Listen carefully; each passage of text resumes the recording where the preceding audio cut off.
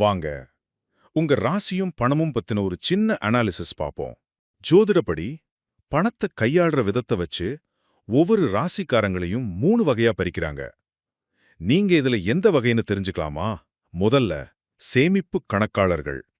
இவங்க பணத்தை சேமிக்கிறதுல கில்லாடிங்க. நீங்க ரிஷபமா?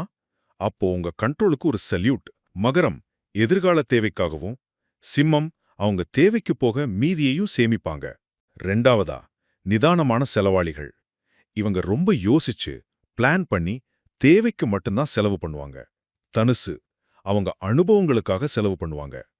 விருச்சிகம் நல்லா யோசிச்ச பிறகுதான் செலவு செய்வாங்க. கன்னிராசிக்காரங்க திட்டமிட்டு செலவு பண்றதுல கச்சிதமா இருப்பாங்க. கடகம் குடும்பம் மற்றும் அத்தியாவசிய தேவைகளுக்காக செலவு பண்ணுவாங்க. மேஷம் கூட ரொம்ப கட்டுப்பாட்டோட தேவைக்கு செலவு செய்வாங்க. கடைசியா தாராளமான செலவாளிகள். இவங்க சேமிப்பு பத்தி பெருசா கவலைப்படாம செலவு செய்வாங்க. மிதுனம் அவங்க புது பொருட்களை வாங்குறதுல ரொம்ப ஆர்வம் காட்டுவாங்க.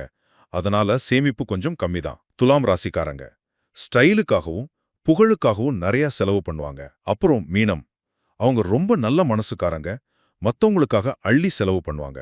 சோ உங்க ராசி எதுவா இருந்தாலும் உண்மையான நிதி மேலாண்மை உங்க ஜாதக அமைப்பையும் சேமிப்பு பழக்கத்தையும் பொறுத்ததுதான்.